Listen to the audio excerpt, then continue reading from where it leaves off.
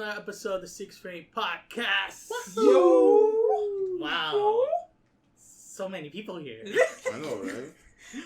This is It's episode 27. Dude, Devin. Which is our 1 year. Yeah. Yep. Or, By the time of this or release, not. it will Dun, be. dun, dun. Oh, yeah. You're right. By the time of this release, yeah, it will be. Oh, okay. Wow. Celebration. Yay! Woo! Let's celebrate with the 4 people that actually came in and stayed. Yeah. Woo! Sadness.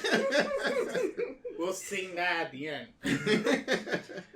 So, like always, Kevin. Jacob. Lamp. Clea! Hey. Hey. Energy.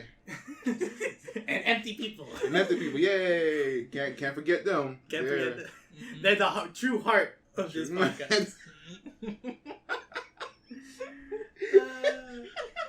Well,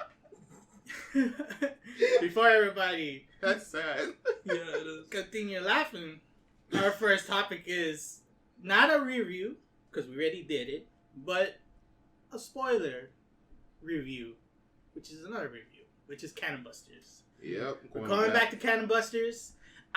Okay, spoilers for this. I haven't finished watching it. I couldn't.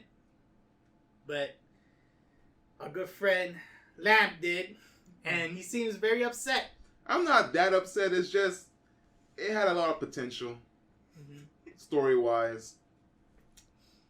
And, I don't know. Cannon Busters is a special case. It's like when you get to the end of the first season, you realize where the story is going. But just like the progress of like the first episode towards that last episode, it's just like, where's the meat that's gonna come? Like, that's gonna get served to me. You know, like you're feeding me like bones right now and like scrapes on the meat. It's like I gotta put my teeth in, like try to scrape it off like a dog. They give you samplers. It's kind of like how you had to do. Remember that episode with Squidward? This is his first time to like get his horse teeth, like extruded from his lips and just like clamp down like the smallest piece of meat. It feels just like that. Like, all right. For spoilers, Cannon Busters is about Philly the Kid, a wanted man who Philly the uninterested kid. He's Philly the Kid. He's a wanted man. He's found by Sam and Casey, who needs him to like go back to what's the place called? This is a kingdom. Wakanda. We'll call it Wakanda for Yeah, now it's because Wakanda. it's a bunch of black people there. Wakanda. So they're trying to get back to Wakanda, yeah, and they're just dragging Philly along, and feel like Philly doesn't want anything to do with this. That's number one. That's like number one. Yeah. So he doesn't want anything to do with like their journey or whatever. But for some reason, he constantly, like, grabs them to like go. Not really. Like, it's not like, oh, come with me, but it's like, I wish I could. He complains that like, I wish I could dump you here, but he just ends up taking them along with the ride anyway. Yeah, because he loves them, but he doesn't want them. And that's probably the case, but like, there's no way of telling. Like, he's only been like showing how much he hates them. And like, it's rare that you ever see him like actually come and like sort of turn around. Like, he did sort of only a little bit. Like, you could see it when he was locked up in that episode 9 with JoJo. I just call that episode JoJo because like it's JoJo. And, we always talk about JoJo's Bizarre Adventure, so it's like it just stays in my head. Oh my god! I gotta do because there was a scene where Casey was like Philly is locked up and he can't get out, and then Casey comes in and she's like, oh, it's terrible, Betsy's out running over children and all this other chaos and stuff, and you have to go scout and save them. And the sheriff goes and leaves, and then Philly, he's like, who taught you how to lie like that? And he's like, I learned from watching you. And it's like, that's good. And it's like, you feel that connection. Like, he actually like, all right, Casey is pretty useful. And he does show that he does see that Casey is useful, for fixing Bessie, the car, and all that stuff. But Sam, he doesn't feel that too much connection with her in any way at all. And as like the two main leads, you should like at least expect not chemistry, but like at least some sort of connection. It's just like sort of flat on their line. Mm-hmm. And Philly, even as a character himself, he lacks motivation until I think the 5th episode. And it makes no damn sense to me because in his past, his mother and father died by the soldiers from Wakanda. Yeah. And he went to this, what was it, a witch or something? A sorcerer or a magical being that like he traded, like he gave his soul to like immortality, and that's how he became immortal. I feel like that's from a Disney movie where some guy happened, and then he went and talked to like a sorcerer or something, and gave up something to become something. Yeah. More. Are you talking about Frog the Prince? The Princess and the Frog? Princess and the Frog, yeah. I was thinking about that too. Yeah. I was sort of thinking about that too. I was thinking about that too, but this came out like in 2005, right? No, that was a little bit earlier. But the Princess and the Frog came out like 2009. Yeah. But that plot sounds something like that, or I don't know, maybe another anime, because I know anime has that plot. Yeah, definitely. But so he wants immortality so he could like avenge his parents, and then it's the series. So like that's his backstory, yeah. Mm-hmm. And the series start with him not doing anything whatsoever. He has like no goal, no motivation. He just wants to hook up with girls and do his own thing. Like kill people that are after him, get their weapons, and that's it. Yeah, and then here's the thing. Not just kill people. Kill side characters are more interesting than at this moment, yes. But like it doesn't even bother me at this point. It bothers me because in episode 9, when they actually get to Gar's Keep, where the prince is supposed to arrive at, Philly knows a way into Gar's Keep because he implies that he's been there before. Mm-hmm. So from that perspective, I thought, oh, okay, so that means he had that feeling, he had that motivation to go to Gar's Keep at some point to like find a way to like get revenge. Mm-hmm. He snuck in at one point, and maybe that's how he got wanted because they are high up people. Yeah, and they're they're royalty and all that stuff. So they're like, oh, okay, this guy came in, he left unscathed for some reason. Put a hit on him. We gotta get him, all right? Because they put like a very expensive hit on him, and he's managed to get out. So that's it. So at that point, what stopped him from continuing to achieve this? And then it doesn't even stop there because that same episode with JoJo, when he had to do it with JoJo realizes when he was having a gunfight, he realizes that the reason why, like Philly is not good. He sucks. He absolutely sucks at fighting. All right. The reason why nobody could kill him because he's just unkillable. That's it. He sucks, but he could just keep coming back up and he could like shoot them in the back when they leave or think that he's dead or something. Mm-hmm. So he has no, from the look of it, he has like no fighting prowess against anyone. He relies on he doesn't rely on his immortality. He hates dying actually. But like his immortality is like the one that's stopping him from like, receiving death. I mean, that's a given. Mm-hmm. But hold on. It's like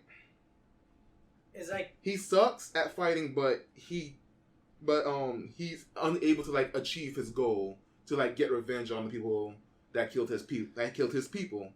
And then when he does realize that's what he wants for his goal, and that Sam and Casey are the one that's going over to see the prince, and that's when he's like, oh, okay, I'll just tag along with these guys so I could go over there and get my revenge once and for all. And it's like, what stopped you from getting your revenge? Exactly. Like, you're immortal. Use that to your advantage. Like, busting, guns blazing, turning around like fucking Reaper, using his ult special, die, come back up, reload, do it again, and keep going until you reach the top.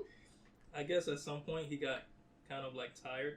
He kept dying over and over again. That's no excuse. That's no excuse for his laziness. And then now he wants to go back to it after he. And that's the thing. That episode 5, it implies that he sort of forgot that was his goal. How do you forget to avenge your dad, your mom? How do you forget that?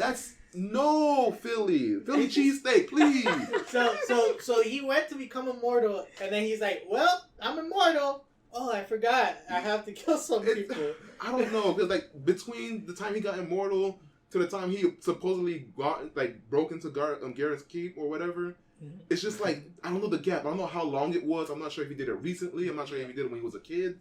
I don't know. So it's like that, not having that answer, it's like it's not really filling me up with like what Philly wants to do. So it's like I'm already disinterested in Philly. And then Sam, she just wants to get to Kelby.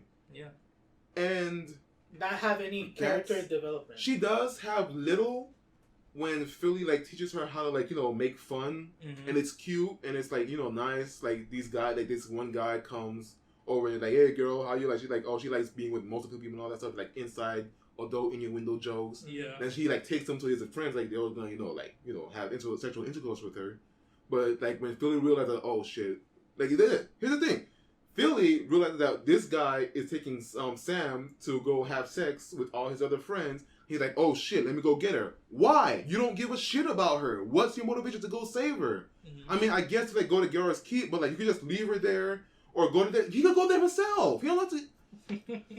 He's very confusing. And very then conflicted. When he gets there, you know, Sam's like making fun of everyone. They're just all laughing. But it's like cute. That's his character arc, being conflicted and confusing. It's gonna take, and it's not gonna bring anyone in. I mean, I only watched 5 episodes, right? And I could already tell, and we talked about this already, but I could already tell like it's like he's so conflicted in the way they kind of, I don't know how in the way they write him, that you could tell it's gonna be a confusing narrative of his story. Like you could tell, like because he often doesn't show it. Like you're right, he doesn't show anything. But when he does, it's like too late. Yeah. And then when he does meet the characters, he doesn't reciprocate what he understand that day. So it's like, then why are you having that moment of like, oh, these people are like my family? Why are you having that when you don't, like, you forget what you learn? So that's always been the case, and that always makes it hard to watch, because it's like, man, this guy he's not learning anything. Yeah. So like, why would we want to continue with his journey? Like I could give the benefit of the doubt that yes, his feelings is like really complicated as a character, and that might be like way interesting, but that's later on. I want now. Like now is like the best time to like reel us up. Like give us the menu, give us the food, feed us. We're hungry, all right? Yeah. But they're not doing that. Yeah, I'm not, because if it's a complicated character like that with like revenge and stuff like that, he should be like angry, very motivated or very distant towards them, even though they followed them. Yeah, because like, how would you feel if Sasuke, as soon as he got the shotgun, he's like, well, I'm done. I don't have to go avenge the Uchiha clan or whatever. I'm done. I'm gone. And bye. My brother who? My brother who? Get revenge? Nah, I'm good. I'll just go over there and say hi to Naruto and call it a day, you know? Hey, Sakura. Hey, Sakura, what you doing? Like, that's stupid. That's weak. It's just the... And that's just Philly's character, man. Yeah, it's just the characters for those. Like, I'm not gonna lie to you, as much as I hate Kelby, because I actually hate him, he has a character building moment. Like, his character builds. Because, like, he starts off at this, like, you know, I do whatever I want. I'm not my dad. I don't... Like, bitch, shut up. And then, like, over time, he starts understanding, like, why people do this. And he's, like, he's, like, adapting to it. He's like, all right, fine. We won't rest. All right, fine. Let's just keep going. Like, oh, we need to rest or whatever. Let's rest and go on. Or we have to eat. We'll eat on the road besides just stopping and eating, because we got to get to Gar's Keep to get ourselves safe as soon as possible. Yeah. He starts, like, learning out the landscape, learning how to cook just in case his guard is dead. That's what he taught him all that stuff. So he's growing as a prince and also as a quote unquote soldier, so he could like protect himself just in case anything were to happen. Yeah. He another character comes to him and tries to attack him. I forgot his name. Oh, her name? Not her name, but like the guard. Are you talking about the bodyguard? Yeah. I forgot his name. We'll just call him Gord. Gosh, so Gord. Gord. Oh my gosh.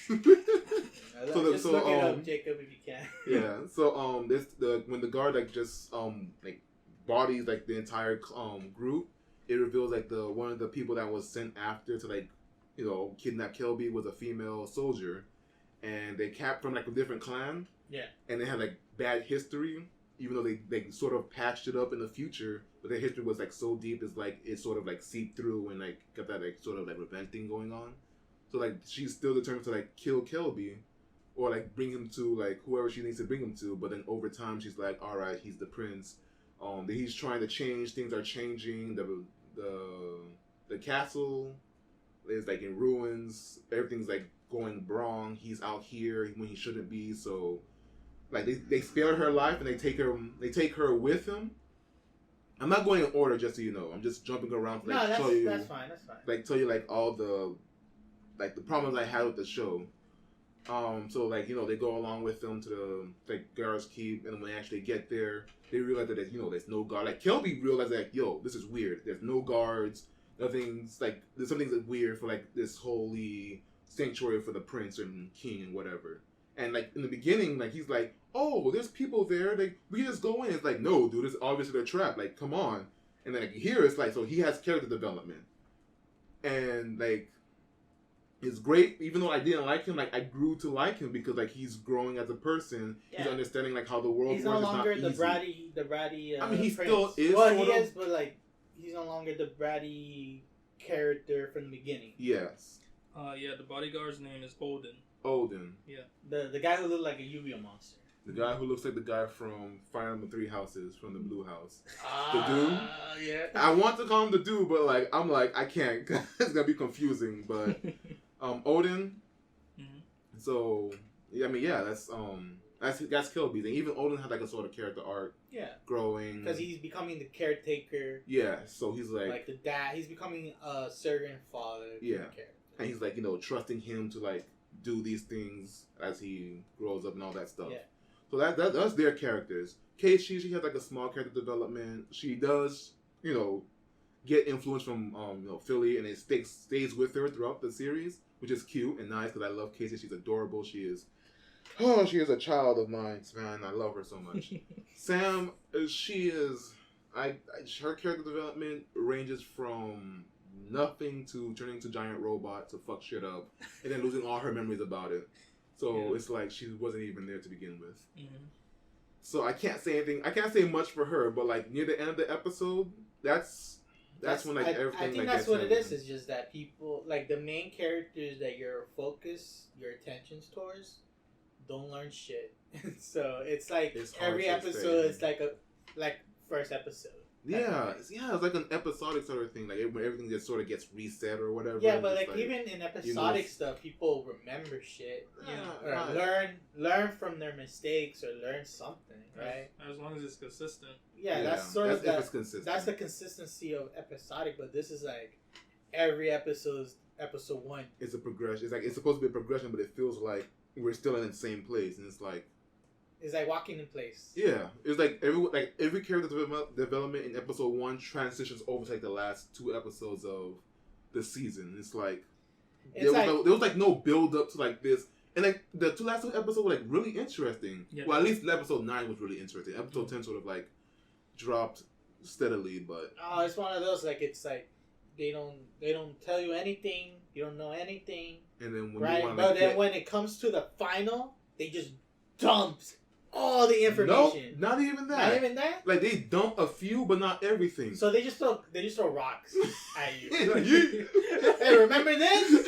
And it's like it missed. I don't remember that. It's like, oh, what about this? Fuck, man. I will say this though, the animation got ramped up. Yes, it did, but like okay, we'll keep the animation. We'll say that for a little bit later because I want to focus on like just the story overall. Mm-hmm. Because, like, every episode after I think episode 3, between episode 3 and episode 7, nothing.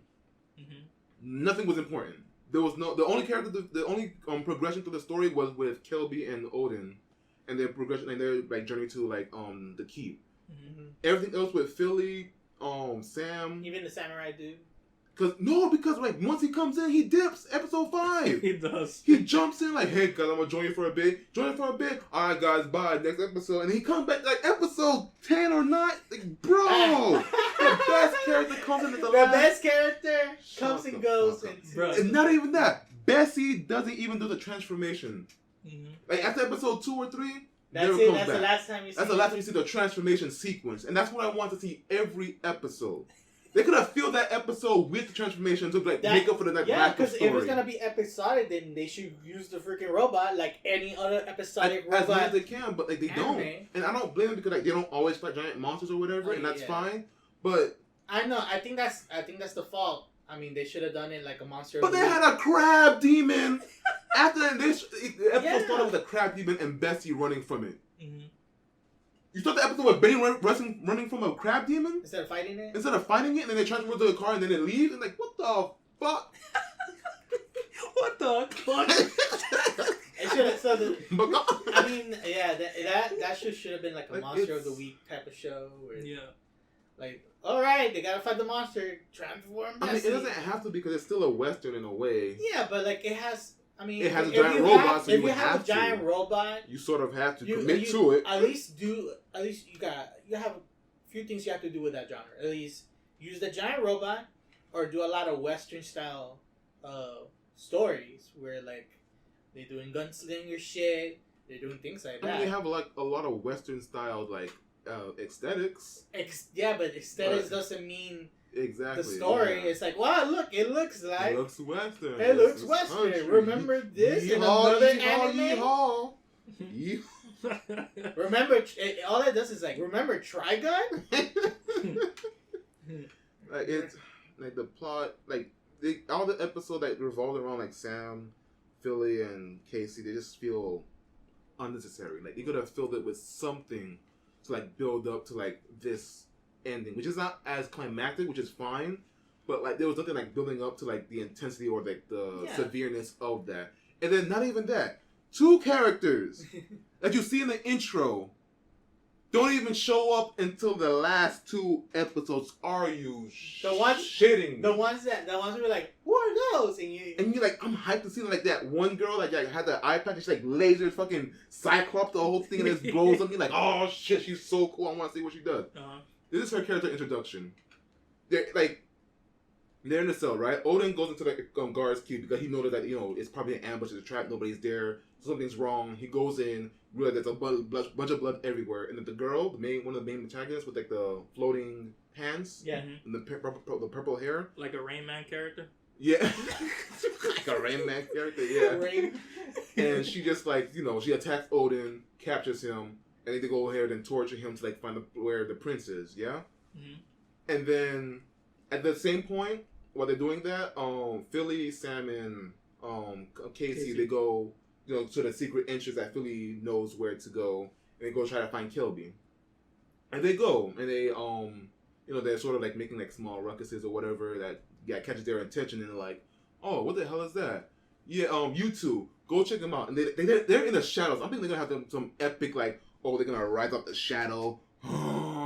You got it, sir. And, just do whatever. Nope. No, it's like I'm telling you, they're in deep shadow, right? Body cut, black. You see their feet. Like, oh, that's the characters from the intro. They're about to do something, they're gonna show themselves or whatever. This woman walks up, shows herself immediately, and get bopped in the head when the door opened because of Philly or whatever. And it's like, huh? It's supposed to be the haha moment. No, we don't need that. This is a serious moment. Odin is getting tortured. Haha moment. Oh yeah, and then not only that, but while Odin is getting tortured, Kelby was also like him and the guard. They also like come in to like try to help Odin because he was in there for way too long. And then Kelby's mission statement for Odin was to go in there, and if he stays in too long, that's when they'll go after him, even though he didn't want that. Yeah. So after that long time, he's like, all right, let's go in after him. And they go in after him, and then that's when she captures him, and that's when that whole thing when he like bumps in and opens the door, and then that's when they all escape. And then tell me this: if Philly really didn't care about these characters, every time he had a clear shot to like shoot this prince, this prince, you could do it. This prince. I'm sorry, I'm getting way too into It's alright. It's alright. He had the opportunity to like shoot this guy in the back of his head while they're like fleeing for their lives. And like for Philly, I get it. Like to a point, even though like all his character development is like absolute trash, he still wants to avenge. He wants to get it over with. Yeah. So besides like waiting for that perfect opportunity to like get him to like quiet like, hey, you killed my parents. Click, click. Now I gotta kill you. Like while they're running and escaping, he actually gets his gun out. Like, I'm gonna take care of this shit right now. And he's like pointing his gun in the back of Kilby's head. But then Sam turns around. He's like, ah, shit. And he's like, why? Why you stop? You don't care about her. You don't care about none of them. Shoot him in the head. Let her see. And I guess like he's probably scared because she's a cannon buster, like this magical robot with magic built into her and stuff. She's like your character for the SiXFramesPodcast. She's a robot that has magic in it. Oh, okay. I know it's Hey. I don't shoot lasers out of the mouth, alright? I shoot lasers out of the hands. Okay, you're different, but still, it's sort of that same concept. Yeah, I get it. So, like, I guess you could say he's afraid of that, but he's immortal. Who cares? Shoot motherfucker right there. Shoot him. Shoot him. Exactly. That could have been the turning point of the whole thing, like the betrayal moment. Mm-hmm. That would have been great. And he did that twice, and I guess for Kate, like first, it was Sam that turned around, like talking to Kelby. He's like, "Shit, I can't shoot him now." He's like, "Why, bitch? Shoot him, bro." And then that's when like he was about to do it again, but Casey was there. He's like, and I guess he had like more of a connection with Casey because helps him fix Bessie sometimes, get her out there working, help save their lives. Like, all right, fine, I get that. So he's like, all right, Casey, go over there and make sure that they're okay. It's like, all right, and that's when he goes after them. And then like they have this whole, it's like it's dumb. I don't know, it's dumb. Just that whole point of just having the opportunity to shoot him, but doesn't take the shot because Sam is looking, the person that you don't give a shit about is looking at you like, no, I gotta hold back for, I don't know. Plot device. Plot. Hopefully, second season. It hurts. Yeah. It hurts. Yeah. Like, oh my god. And this show should be like every time they do something, they have to turn the camera and wink. Second season, Please. Like, come on. They should have a counter every time that happens. Yeah. Second season counter. This, like, the shooting. I'm about to kill him. Wait, I can't do it. Second season. Yeah. You know the funny thing about this series is that episode 5 where 9 and 12 meet is like the main, like the backstory between them is like the most interesting thing ever. Yeah. And like, that's it. The whole reason why 9 was a freaking Ronin as he is, like getting out of the whatever clan he was in was because he was doing pretty much slaughter, killing people for like little reason, and then he actually killed the kid, right? Bruh, yeah. he didn't want to, but he had to, and he was like, after that he was like, you know what? No, I'm done. I'm not having this. And now he drinks a whole bunch, and like he had a love interest with 12, and he was like, oh, just fuck it all. And now everyone wants his ass, and he just doesn't want to. He just wants he wants to find them, right? He wants to like stop them, sort of. Well, I don't know. He's looking for them though. He's actively looking for them, but like for 12, it's like an exception because he's a lover. Yeah, they're lovers and stuff. So it's like it's not fully developed, but like it's getting there. That season 2 wink is part of that because the Ronins, like the people there are looking for him. Yeah. Oh, they're looking for him. They're looking for him. Oh, it's reversed. Okay, I'm sorry. Yeah. I got that reversed. My bad. Yeah, they're looking for him so they could kill him. But he could defend himself. Exactly. So son, not like that scrub supposed to be the main character, bruh. I'm telling you, bro. I thought he could have some like little bit of fighting ability. At the very least. Guns. I mean, it's all good and all. It's all good and all. But if he had some magic elements to it, that would have been something cool. At least something to like make him like a trickster character. Like he could pickpocket or something. Just something to make him threatening as. I mean, threatening, but at least like if they're gonna make like the legend, he's like as a legend. He's a badass. Yeah. But then in reality, he's not. But at least give him something that makes him be a lovable, fool than just a fool. Yeah, right? I guess that's his character trait for now. It's just that he's a failed badass, a badass that can't really be a badass, and I guess that sucks. I don't like that character trait. I guess. Because there's nothing interesting they did for him. Well, he has a car that turns to a robot. That's it. Like we don't even know its origins. Yeah, we don't even know that origins either. But hey, season 2. Wait.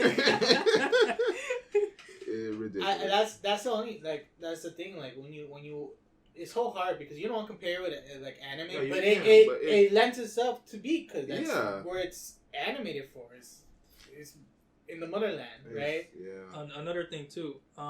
Towards the end, where they're kind of going to the talks about magic. I feel like that will be more explored in season 2. Of course, I know we're gonna joke, but I know that will be explored in season 2, and maybe we'll find out more about his tattoos, or maybe something else will open up. Who knows what could happen? Yeah, but possibilities. That's fine. It's that mystery of like, yo, what's gonna happen next? I get it. Like entering like what happens in magic and all that stuff. Mm-hmm. I'm looking forward to that. That's sort of the reason why I'm like not looking forward to season 2, but like anticipating like when it releases, so I can be like, all right, it's out. Let me go watch it whenever I can. Mm-hmm. So just magic. It's just I want to know like what was the deal? How was that? How you like fuse robots with magic and all that stuff? And it's like, why is she the last cannon buster? Yeah, why is she the last cannon buster? She's a golem sort of like. All right, so like let me just go through the climax real quick. Like the last 2 episodes, like they rescued Kelby, right? They go to this area. Philly takes like his gun. He's about to like. This is like after like he tells Casey like stay back to like see the others. He points his gun at Kelby and he's like, now he's like, all right, now I'm gonna shoot you in front of Sam. It's like time for plot. It's time for my character development. Fucking dumb. So now he's about to like shoot him, right? And he's like, he's giving like vague reasons like why he wanted to shoot him. And, like, God! And it's like sort of where Sam is. This is why I say sort of because it sort of like washes over afterwards. Like Sam. Like, she always keeps a log of, like, friends, right? So, like, everyone that she associates herself with friends is, like, all right, these are my friends. Kill anyone who, like, try to threaten my friends. Period. That's it. So, like, seeing her friends shooting, like, pointing a gun at her friend, she's confused, conflicted. And you would think, like, it'll sort of bring out a little bit more, but, she's a robot. So, like, it's sort of hard for her to, like, bring out actual human emotions. And now, here's the thing. Kelby, since he matured like enough since like the beginning, like I don't even look at the time span between like the invasion and where they are now. That's another confusing part because the thing that we always got confused. I'm not sure like how much older he got because by that time he's like confused. Like when he's rescued by Sam, he's like, "What, Sam? What are you doing here?" And it's like, "You're a robot. You're a play toy. What are you doing? You are a toy. You are a toy. We people are full. You are meant for my pleasure. Oh, season 2. That's dark. But no, but he was. I guess she was supposed to be, Kelby's toy. So seeing that his toy is the one that's rescuing her.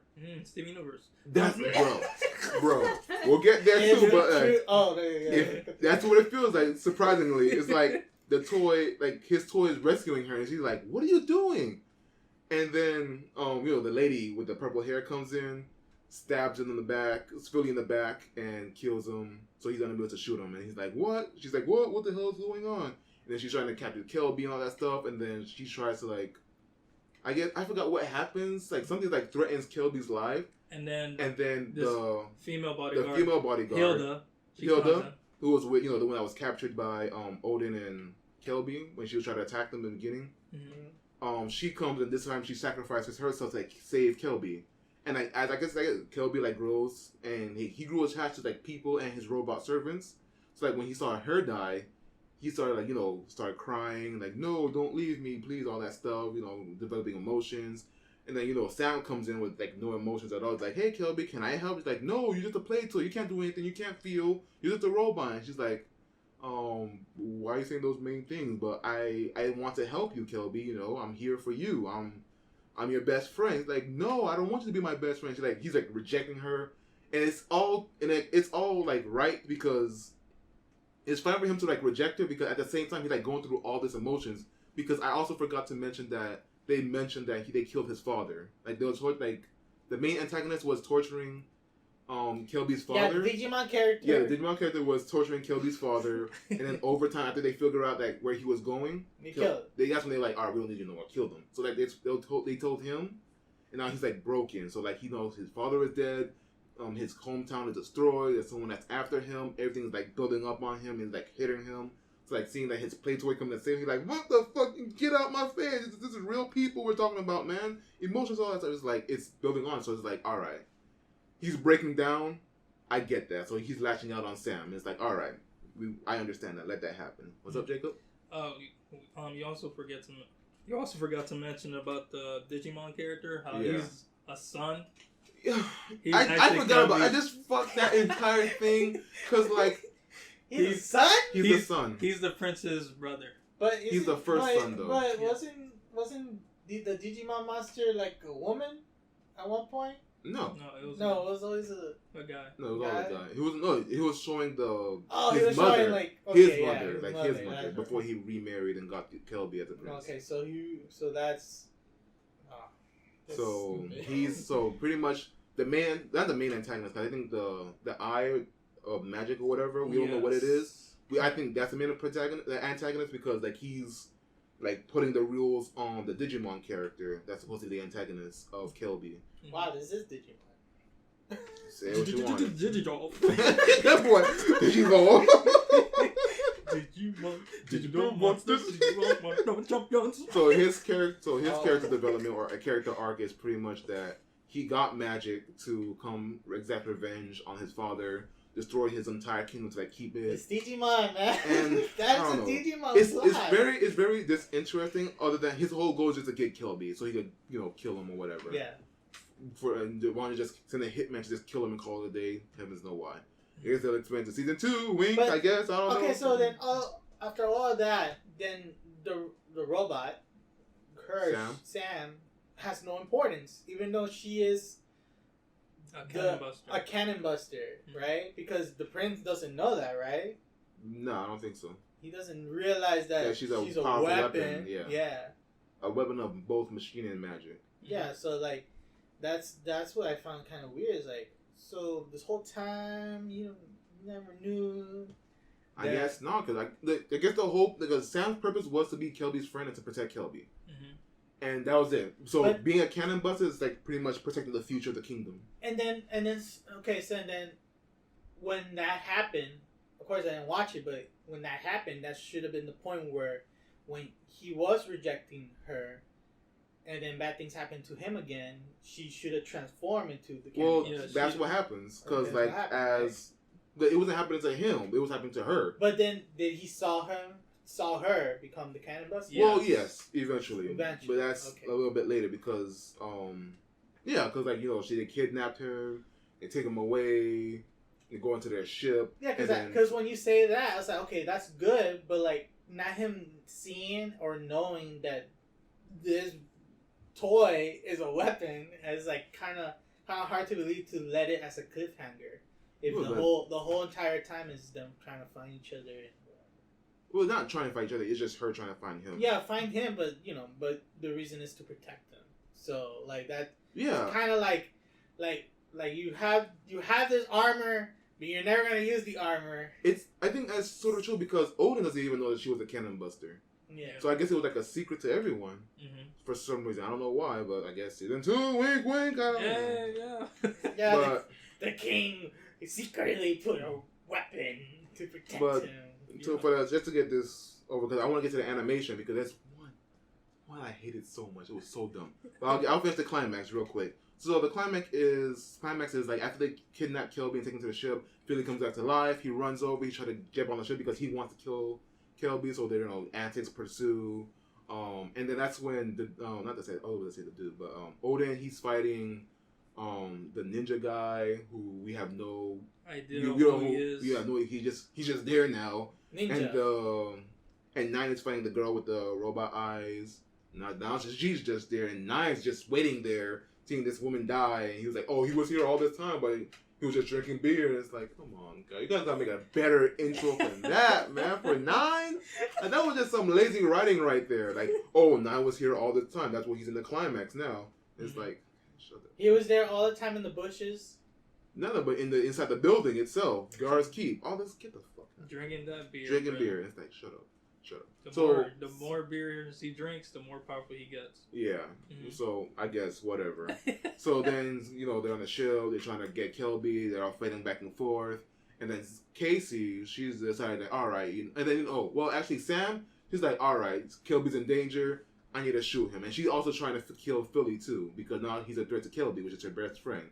So now Philly's a threat, and those other antagonists are a threat. So now she's trying to shoot them down where the ship that Kelby's in, but then Casey comes in with Bessie and is like, yo, Sam, stop, they're our friends, don't do it. And then she buries her just to keep her away from seeing them and from shooting lasers or whatever. So she goes in with Bessie, she's trying to knock down the ship and whatever. Fails. Then the lady with the purple hair, she grabs Kelby and she dips the ship while the other person, the one that's in the intro with the other robot, who's actually a female for some reason, that caught me off mad guard. Whew, I didn't know that was a female. And they threw her in too. And it's like, damn, who was it going to throw in? And then that ship turned into a robot, and that's when Bessie and that robot have to fight. Bessie gets her ass whooped because... God damn, they throwing the kitchen sink on this shit. They're like, oh, here's the climax. Season 2. Hey, look at the camera this time. Season 2. But yeah, so now it's fighting Bessie, and Casey can't really fight because she's a child robot. Bessie gets her ass whooped, gets decapitated. Bessie's out of commission. Great. Thanks for bringing Bessie in for this one giant robot fight versus giant robot. All right. Oh, you can see where this is going so bad downhill for me mostly. But after that, Bessie's out. And then that's when she goes over to reveal Sam. Sam comes out. She turns to the Cannon Buster. She turns into an actual Cannon Buster golem. I guess her original form. And then that's when she starts. My true form. Pretty much. And that's when she starts fighting the robot. Okay. And it's sort of the comic is not all that is sort of isn't. And there's side fights between the other two. And it's not that interesting. The animation is good, but we'll get to that later. Yeah, what you're explaining is we're winding down. This show had a budget, and wink, wink, season 2. Yeah. And then after that, after they and she's whenever she's turning Cannon Buster, she loses her original form, so that she just attacks whoever's the threat. Period. So she goes attack the threat. She destroys the ship. The bad guys are about to leave. Philly throw this one punch in against the antagonist, and he's about to try to kill Kelby. And then he decides, you know what? Nah. Well, he tried to kill Kelby, and then Sam comes in and try to kill Philly as the golem. So she's had this huge ass cannon on Philly and Kelby about to shoot him, and he's like, I don't give a damn. So now he don't give a damn. Now he can't die or whatever, and it's I'm just gonna shoot him. And then he realizes, damn man, I don't know, shooting you ain't gonna give me revenge or anything. I don't know. And it's what? It's exhausting just trying to figure out what their motivation and what they want to do with these characters. And then he just gives up. He's like, all right, Sam, shoot me. Just shoot me, whatever. Maybe you could actually kill me.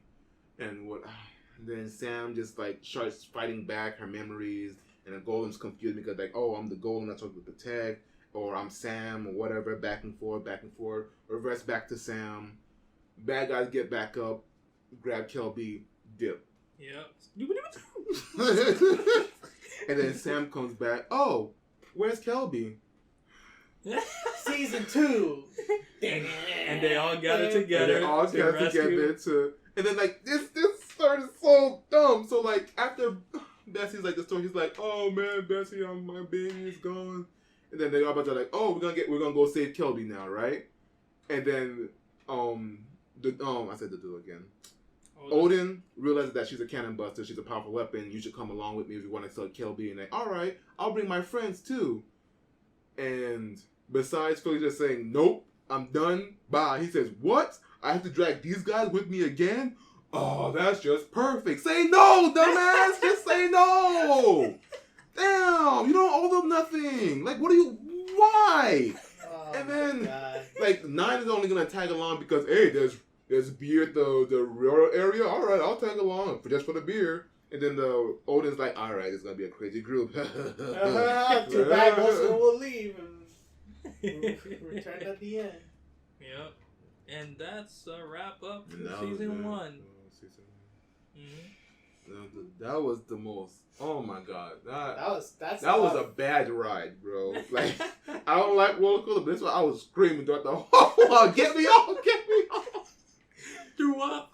All of that. I'll tell you this. I can't even like. It's the thing is like if I were to like rate this, even though it's like still still have like a few things to like discuss over it, like just the animation finally. Yeah. But if I were to rate this, I'll give it like a 5.5. Despite all for what the story, just the story overall. Okay. Just a 5.5 because like it has its good moments when it comes to animation, the shots and all that stuff. But the story, the character development, all that stuff is just like it's damn. But so now it's a 5. So your highest is 5. 5.5 for overall everything. Just being generous. But what about the story? Then it lowers. Stories. So how will you rate that one? So I'll do a 4 or 3. 4 or 3. Just not my interest. It doesn't catch me at all, man. Yeah, like to me, you're not telling me to like come back for more. You're telling me to like, hey, this is good. Now go, leave, bye, shoot. Yeah, and I could tell you that like that it's like after I watch it for the last initial review, right? Uh-huh. That after watching those like last 2 episodes, I was like, man, I don't think I could. I don't think I could watch the show. Like, no offense to the guy that created, because I think he is, what he did was awesome, right?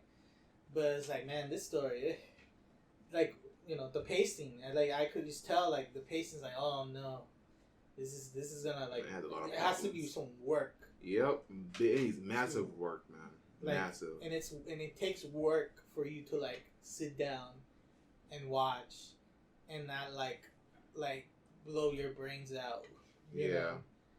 So hopefully for season 2, get whatever criticism you got and just put it together and just try to make something more worthwhile. It's not just an anime. Don't treat it just like an anime, man. Just make something special about it. It has some special elements. So. And I hope that's not the case, because that's kind of a bullshit way of thinking. Because a lot of people be like, oh, I want to do an anime show, right? And when they say that, they're just thinking about making a show that has all the tropes of anime and all the plot sort of tropes of anime as well, but not realizing that all these things have stories and developments and things like that. It actually is a story. This is actually an animation. Just because you call it anime, that doesn't mean a goddamn thing, because anime is animation in Japanese, right? So like, most people like that has to like realize like, yo, you gotta make this like an actual production, not a a fan, a dream of like, I want to make a animation from Japan. Yeah. So, gangbusters. Yeah. Well, I just want to go over the animation real quick, Jacob. Yeah, to me the animation was pretty good at some points. I think in the fight against Odin and that ninja character, it got good. Like, and the opening, of course, openings always have fire, obviously, animation. So that's the main thing. that's good. Mm-hmm. All right, so here's my problem with those. Not the opening, but I guess that Odin fight with the ninja guy. Yeah. Let me tell you about this. So, like, the fight starts was pretty good, and it cuts, and it comes back, and the animation is so good, but, like, Odin just one-shots him. Mm-hmm. And that's it. And it's like, I mean, I guess it's, like, near the end, but, like, damn. Like, he's supposed to be, like, a pretty strong character, and Odin just, like, gut shot him once, and that's it. He's gone. He's out.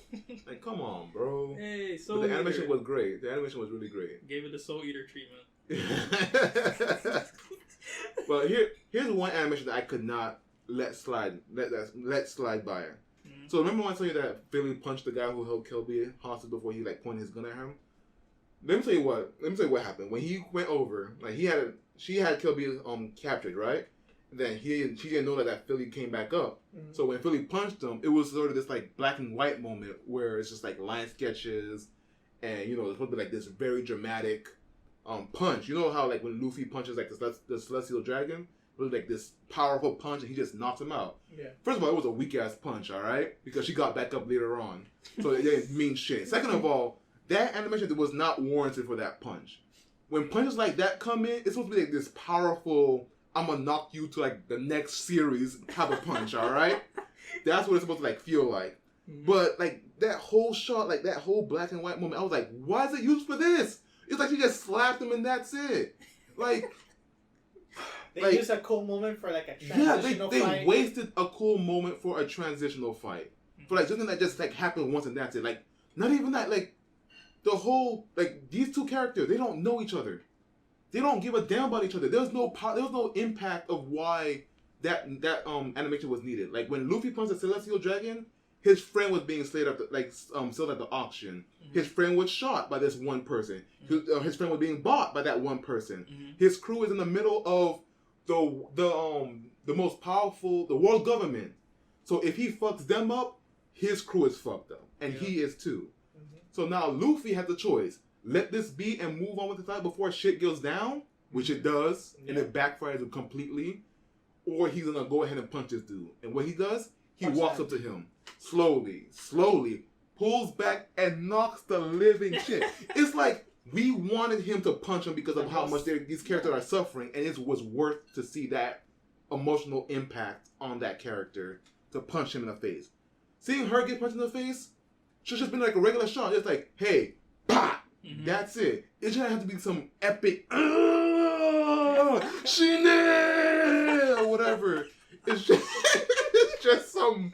That's ending fight. Exactly, that's ending fight material. But it wasn't even close. So that was a waste. So that got me mad with the animation. So those two bad. It was just like a pow right to the kisser. Yeah, that's it. Bad, terrible. Fix those shit, man.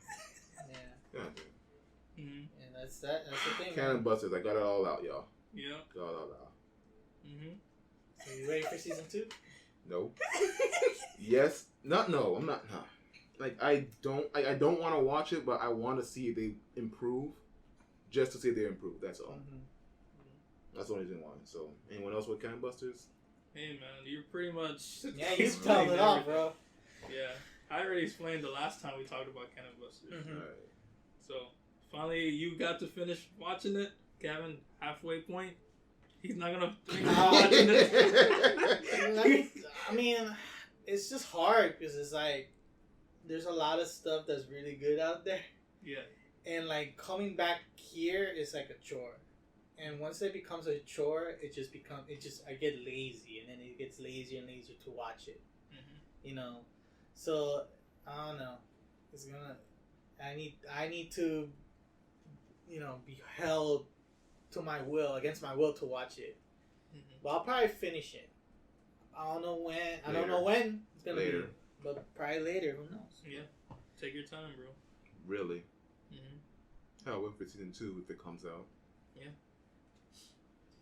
Alright, so I guess that kind of busters. Cannon Busters. Alright, so the next thing... Crystal Gems with Steven Universe, the movie. That's right. That is a treat. Mm-hmm. That's just a complete treat, man. Damn, that movie was good. Yep. And I'm not just saying that because I just came back from watching it, but like it was, like as a Steven Universe fan, it was indeed a good movie. Like to me, it felt like the first most genuine Cartoon Network movie since probably like I don't know, like Powerpuff Girls or Ed, Edd n Eddy, something like like like a big star. Is Wilt the Foster's movie? that one too. Like it just feels like that, but like in like with a little bit more budget because they have like fight scenes and all that stuff. And it's like, but it's a musical. Just so you know, Kevin didn't know. I didn't know. Okay, this is the thing. It's not like I didn't know.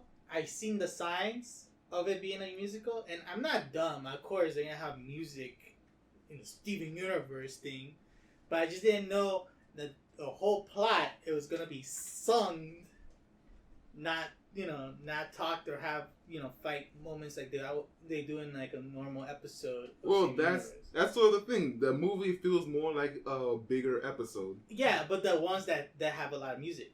Yeah. Yeah, that's what I'm saying. This one. Yeah, like this one. But I was saying, like when I watched the last, like I'm just comparing. I'll compare it with the last episode of Steven Universe, right? Which was also an hour too.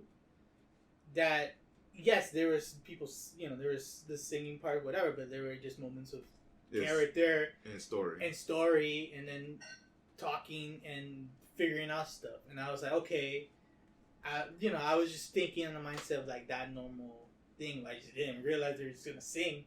And I was like, it's already bad enough. I kind of, for here, everybody here knows that I kind of have an ice heart when it comes to musicals. So when they sing, I'm like, humbug. Get that shit away from me. Right? But at this, I was like, oh, I want to clarify this though.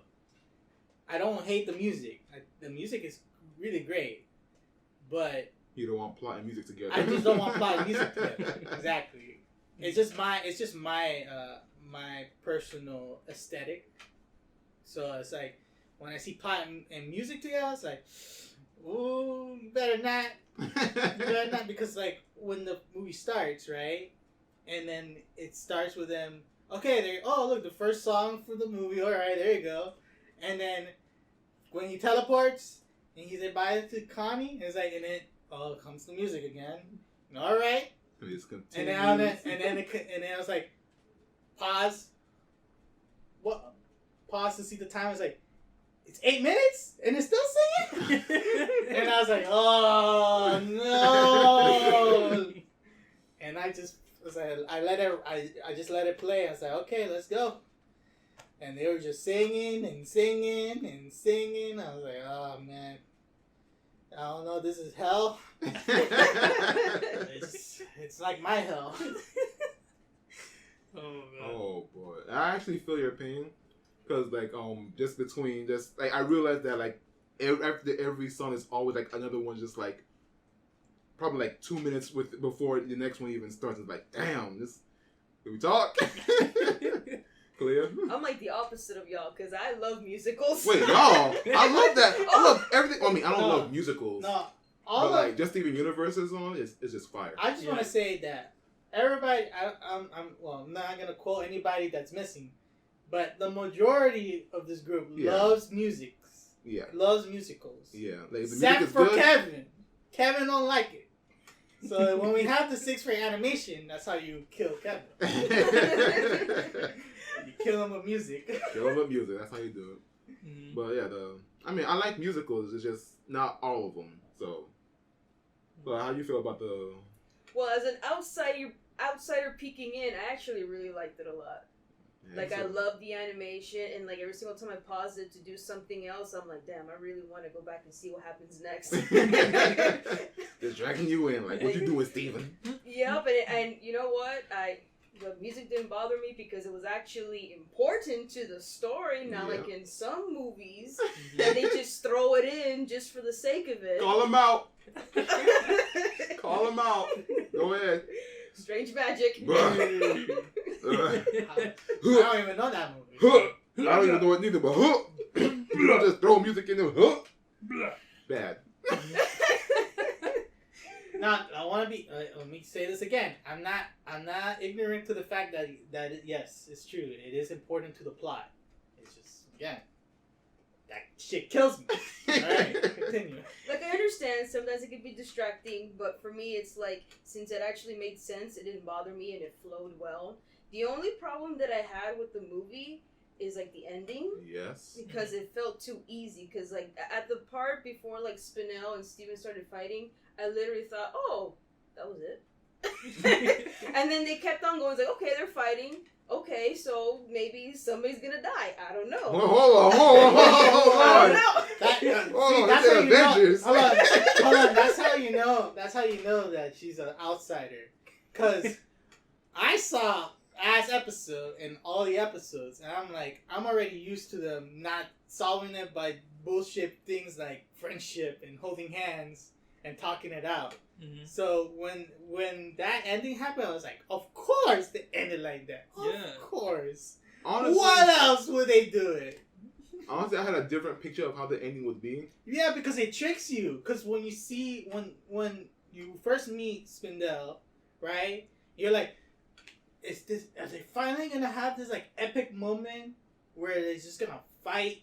Oh no, I was not thinking about that. No, not at all. Because Steven has always been pacifist. He's always been pacifist. So I never expected him to like go in. Like, oh, he get in that climax, boy. That boy was throwing hands, my boy.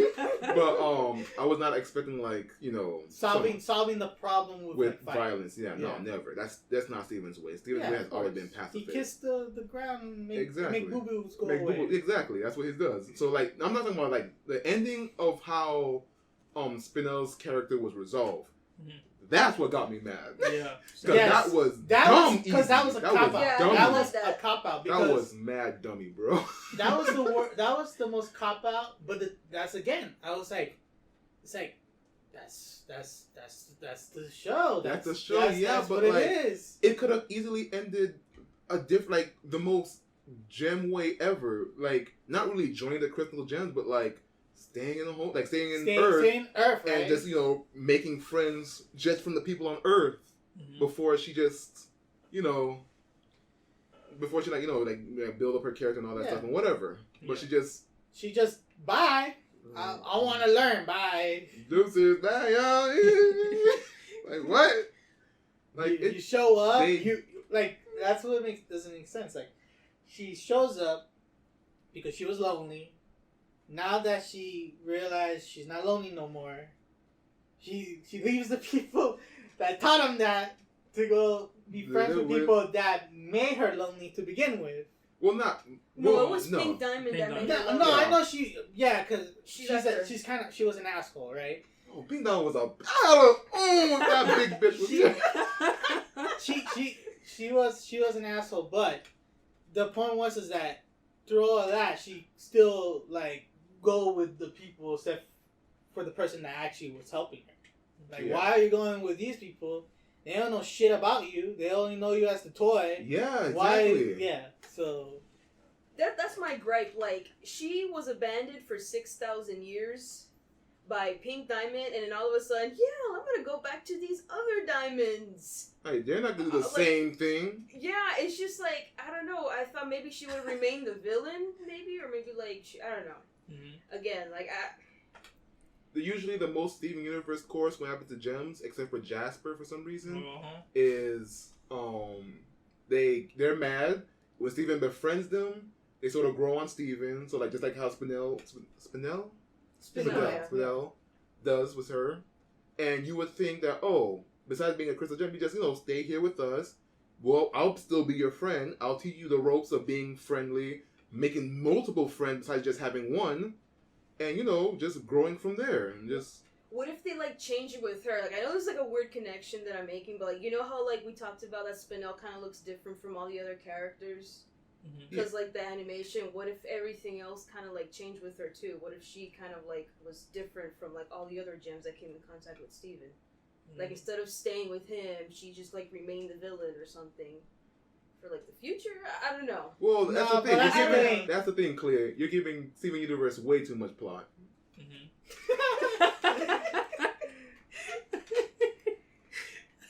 That's the thing, Clear. You're giving it too much plot.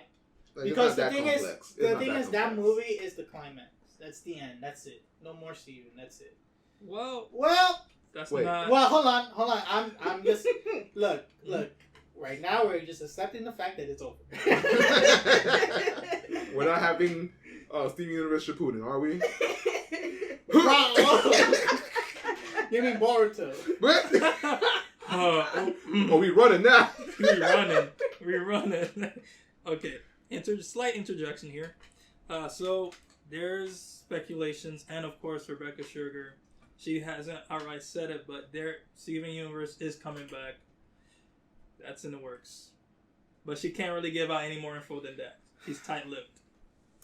If I'm being 100% honest, I'm fine with that. I'm actually looking forward to more Steven Universe. Yeah.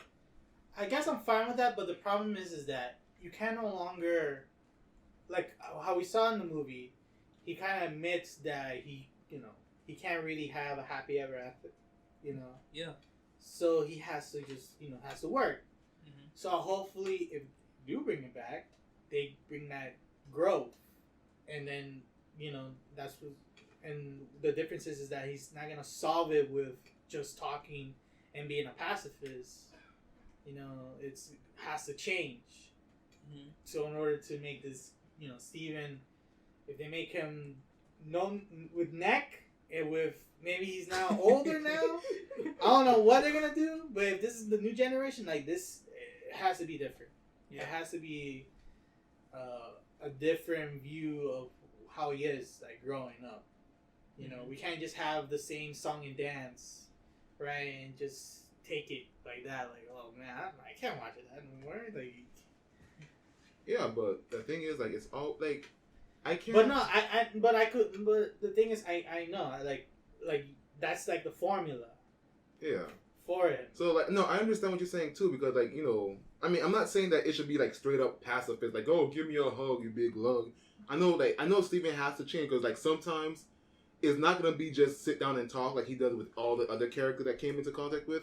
Sometimes he's gonna have to actually like beat some legit sense into them before he could actually like talk to them. So I mean, with Spinel, it's different because he didn't really beat her down. He just like blocked and like, yo, just let your rage out, whatever. But now maybe next time, whatever gem comes out from whatever universe, he might actually like, all right, he might have to kill somebody. You know, he might. He has to catch somebody. That would be I mean, he sort of did. He sort of did. But that's different. That's you know, like moral decisions. Yeah, like, do I have to like shatter this dude, or because like if he comes back, it's gonna be a problem. I gotta take him out now.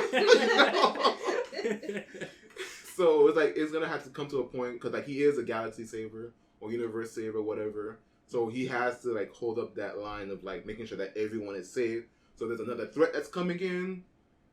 He has to make sure that he can either take care of it friendly way, or if not, set him up, bro. Set him You're up. not gonna be able to reason with everybody. Nah. You're gonna have to fight somebody. Let's go back to the movie because we. No, but I mean, yeah, the movie. Well, it's still Steven Universe, but yeah. Yeah, it still ties in somehow. That's the thing. Because it's Steven's growth. Yeah. So, I mean, we're not gonna spoil anything because I want you guys to watch it. I mean, we kind of did spoil it. So. Well, yeah, I guess we did, but there's still a lot to like enjoy from the movie, from the music to the animation to like some of the fight scenes. Yeah, it's just so like just something that I got from the plot of the story. Rose, Steven's mom, Pink Diamond, is a hoe. Of course, she is terrible, and I like that because it shows that she's not just some perfect being that everyone like put her in this pedestal. Like, oh, and that was a great plot twist through the whole series. She's like, oh, she's like this nice person, whatever. No, she was a bitch. She made mistakes. She made mad mistakes, and Steven got to pay for it. Bruh, she was kind of like a female Goku. Bruh. Like at some points, bruh, it was just, come on, man. Not even that. She was like a mom who got gambling debts, and she gave it to her son. Oh man.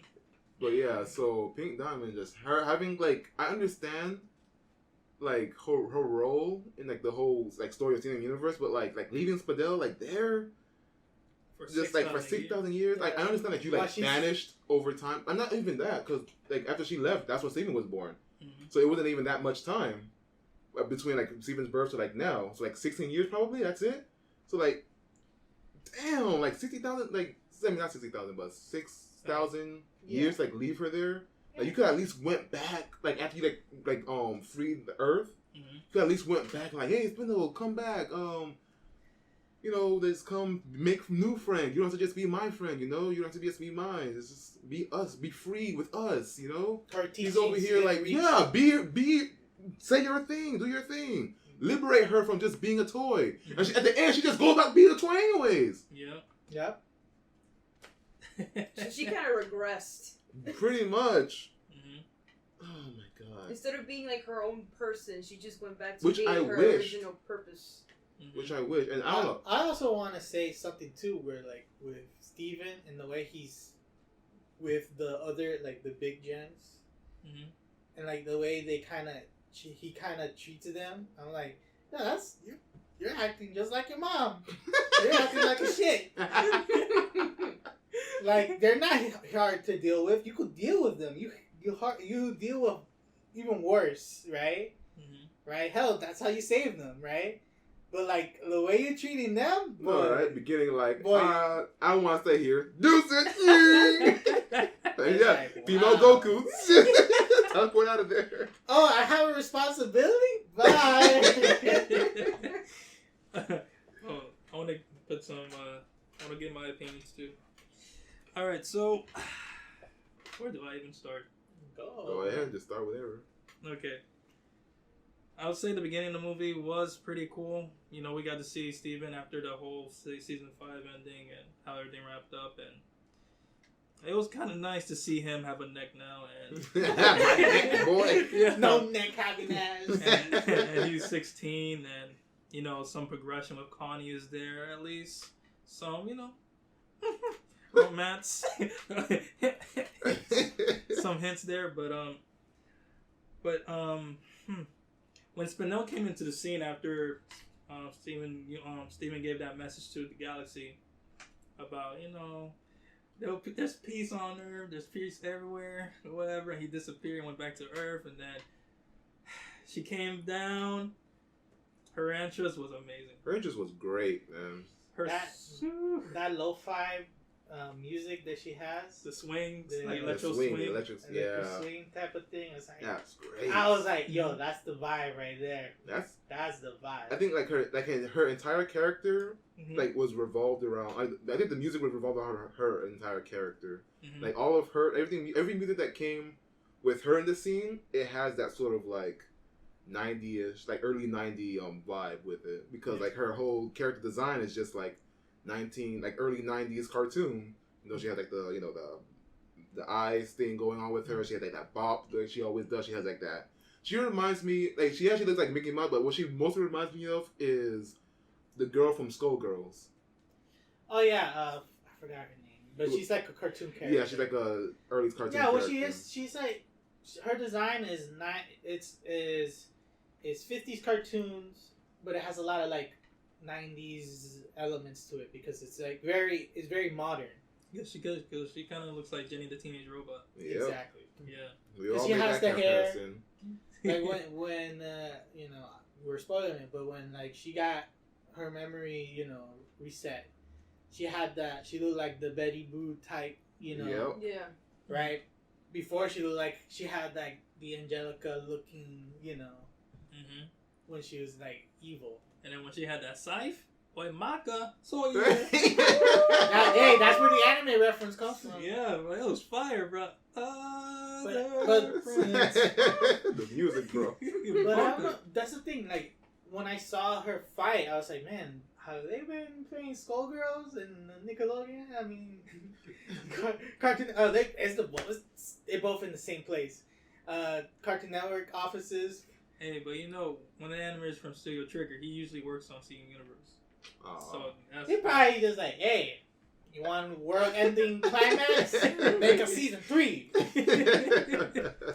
give you those boxes that everybody likes. But yeah, man, like that whole thing with her being introduced and becoming a threat, her kind of like origin story was sad too. Yeah, it was justified. Bruh, I was like, yo. And then like She got roots. yeah. That's how bad. That's how bad. And at a point, I can see how Pink Diamond dropped her, left her on that planet. Yeah, I get it. Yeah. I can understand, but like at the same time, you gotta understand that she's not human, but like she's a living being too. You can't just tell someone to like sit down for like 6,000 years and not expect not to like get any kind of emotions out of it. Yeah. That too, and also like that's shame on Pink Diamond as like a character as a whole, because like she went to do what she wanted to do, right? And then she realized, oh, I want to be peaceful, right? Mm-hmm. And like at a certain point, like when she was kikiing with everybody else, she don't realize like the first person she kind of dipped, right? Was this being right there that's been waiting for you this whole time. Yeah. So sad. And you know, along the way, after you know, Spinel, all the diamonds, I mean, all the gems, right? And then they start regressing to their original state. and now Steven has to go on Factory this. reset. Can I tell you this? When, I actually like that plot. It was cool. When that happened, I know. I'm glad that you say you liked it, but for me, I didn't like it because I seen that already before. Mm-hmm. So when that happened, I was like, bro, if this motherfucker goes on a time travel to get everybody's memory back, I'll be like, I'm not watching this. But it didn't go there. It just did the obvious, which is singing and dancing and hope you get your memory back. Singing and do some jazz hands. Hope you get your memories back. The whole thing works. The whole thing with Amethyst was the best one for me personally. Best thing ever. It was just the best. Like Amethyst has always been like one of my favorite characters. She's always been like the brother of Steven. And just like jog her memory, it's like it's pretty much like she's just been in Earth, so it's like easier first. So like I don't know, it's just baby Amethyst was just so cute. Like how you not want to hug them cheeks, man? Damn. It's just like mimicking everyone. It's just so cute. But I guess like since we're going like in order, like the next person that we have to like jog the memory of is Pearl, just so we can know who Spinel was. Yeah. Spinel. Yeah. This one who Spinel was, and the process of it was to like show Pearl rebellion to like be herself. In order for them to do that, they introduced a new fucking image that I think I cannot erase from my head. The new fusion between Steven and his papa. When they were working that behind the scenes, like, hey dad, let's fuse. Oh my god. What's that movie with the dad and the kid? My favorite one, Meet the Johnson. I'm just thinking about Steven being like, Dad, you want to fuse? And he breaks the door. And I was like, ah! You want some din din?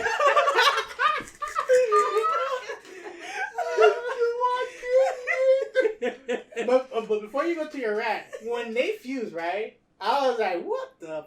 And then when they fuse and they're doing the animation, it's like, you know what? I kind of dig it. All right. Yeah. But when they start floating and doing this, and when he did that little hip toss, I'm like, all right, hold on. Stop. Oh, okay. Stop. All right. Now it's ruined. It's not ruined. It's just, I'm confused. Like, does he got him or does she got him? Like, you can't do this to me. Because this man got eyeliner, he got hip, come on, bro. And like, again, meet the Johnsons. Now you want to fuse? Kick down the door.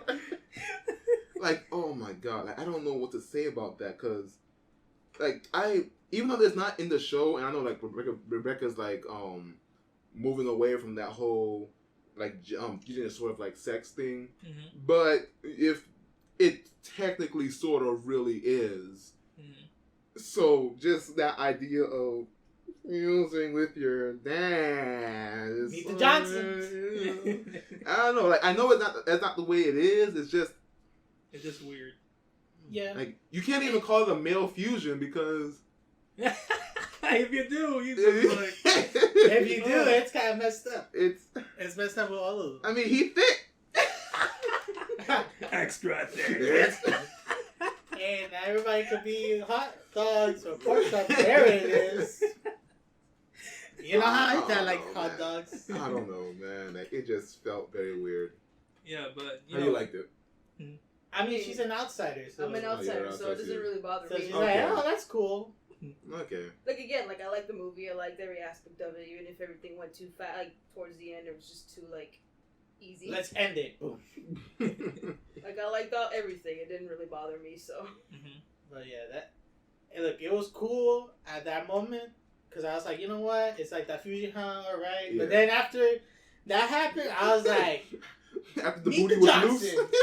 Because let me add to this, is because when you add your own lore of how fusion works. Yeah, I think that's. I think I ruined it for myself. I think like that's you why. just said, like when you had the lore and then people already talked about it and they examine. You go to YouTube right now. There's billions of like. Let me tell you what it means, right? What fusion means, right? And that to see this, we're like. Explain that. Yeah, explain it. I mean, we here. Like I know everybody likes to go in depth with kids' cartoons, but like this is the one that opened all the doors. All right. So I'm gonna have to explain that. Yeah, don't close it yet. Yeah, that's right. Don't be saying, oh, that doesn't mean anything. They just feud because they're both, father and son. Like, no, that's not how it works. Because love is what makes fusion, right? Yeah. And that's some kind of love. Uh-huh. I mean, you can say father and son love, but how they Gardner fuse. Uh-huh. There was a lot of kissing involved. I'm just saying. I'm just saying, internal binding. You're gonna have to explore that for 3 week.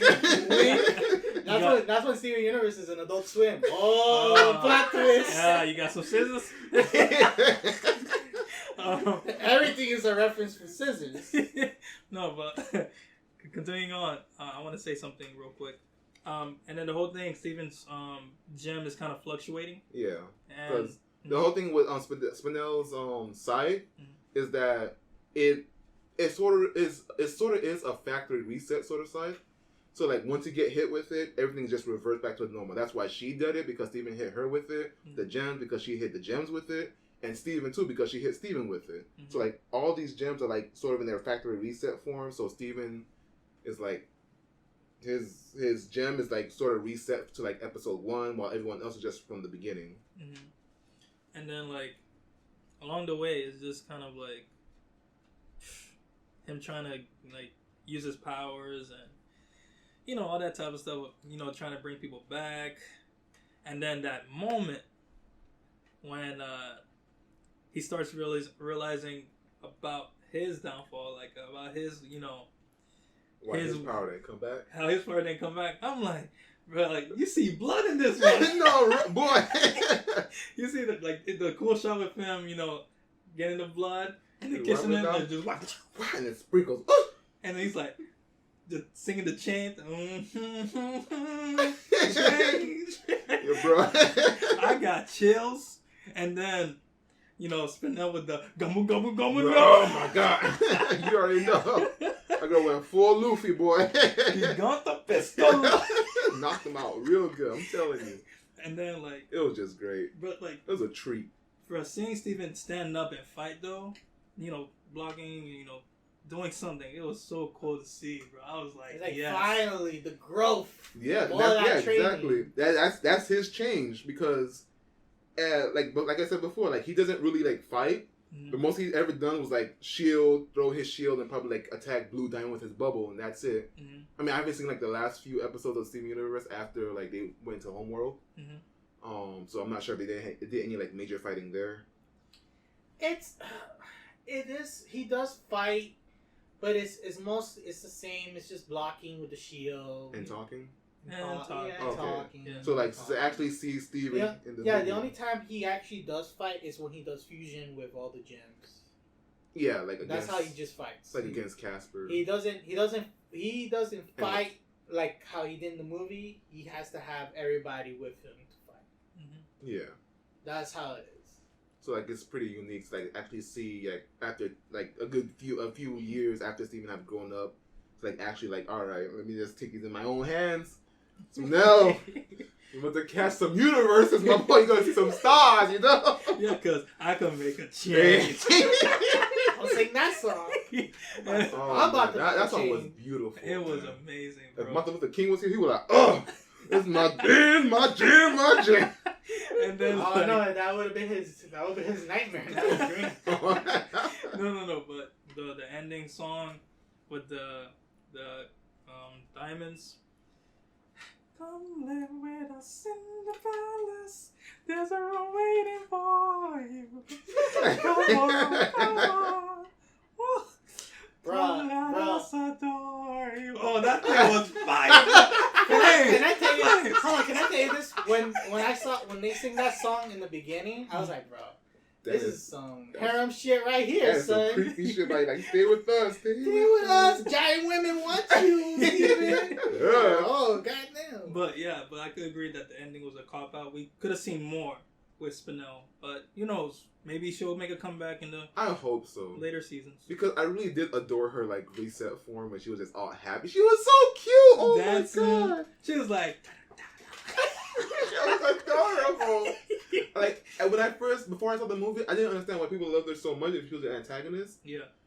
But like now, I was like, yes, yes, give me a child of hers. She's just so precious. She just wanted people to be happy. That's it. She just, oh my God, my heart. Like for me, top 3 songs of this movie: Change, Other Friends, and Let Us Adore You. That Future. Actually, I like the Future one. Because the Future one, it was... The Future one is the whole song. It's the whole series, honestly. Like, if you were to like put that song into like an AMV clip of just like all the big events that happen in Steven Universe, you can see how hard they fought for this piece. Yeah. So they have Spinel come in and be like, oh, I'm about to fuck it all up for you again. It's like, damn, bitch. Like, you throw all these humans. Like, so like I really do like that song because it's just like it's sort of like a recap, kind of like how Adventure Time had theirs with like like come along. No, not that with the other one. The will happen, happening, happen, will happen, happening, happen, will happen again and again. Cause you and I will always be back. Then like, oh my heart, oh y'all. There's a window right here, right? I'm gonna jump on it. Alright, guys. This is the last episode for me. Bro. My heart. Like, that's how it felt emotionally, just like that, man. Like, it was like all the adventures we've been through. All the episodes. I remember them all. For me, it was, come along, will you be? When the butterflies in me. Alright, but... As you can see, we have problems, y'all. And now you know why I don't like my animation. Because of this. Alright, Jacob, continue. No, but this was a masterpiece in some parts. It could have been more. Yeah, the dip is so... It's so, like, foreseen. Mm-hmm. And, look, Steven fans, they will love him no matter what. I love him. Right? Yeah. But, like people like us, well, for you, but like, you know, for me, who I love animation in general, regardless, even though they have singing, whatever, right? I like Steven because it has cool stuff, right? But so for me seeing it, and then for that to be so foreseen, it's like, no, you kind of were up, and that just went whoop. Because it's just like there's too many shows or too many shows or too many movies that just like this. Well, I guess this is a rare case because this is kind of you haven't seen anything like this kind of before, only in anime, right? But in anime they don't sing, right, for the most part. So when you see that happen, it's like you know. I get it because the characters are kind of that fits with the characters, but it's just that is so like formulaic in their own formula. Yeah, I get that. So that when you see it, it's like, nah, like again, Steven Universe stands right. We'll love him no matter what, right? Regardless of like their faults, the flaws of it. But like when I see it. It's like, bro, that's a major flaw on itself. And I was like, man, I don't end up like hating the movie. I just end up like, well, that's the end of that. Don't have to keep my hopes high no more. I already know how it's gonna end up. Mm-hmm. So I get it. Mm-hmm. But for our Steven Universe fans, we stand tall. I can't make it stand. Yeah, they stand tall, but when they ask them, hey, go to Area 51, they don't want to show up. About to go. Oh, man. So, anything else? I mean, just watch the movie, yo. Yeah, just watch it. It's going to be a treat. If you like Steven Universe, watch it. Definitely, please. So, regardless of what I said. When that soundtrack about to drop. All right, you play that by yourself. I don't want to hear it.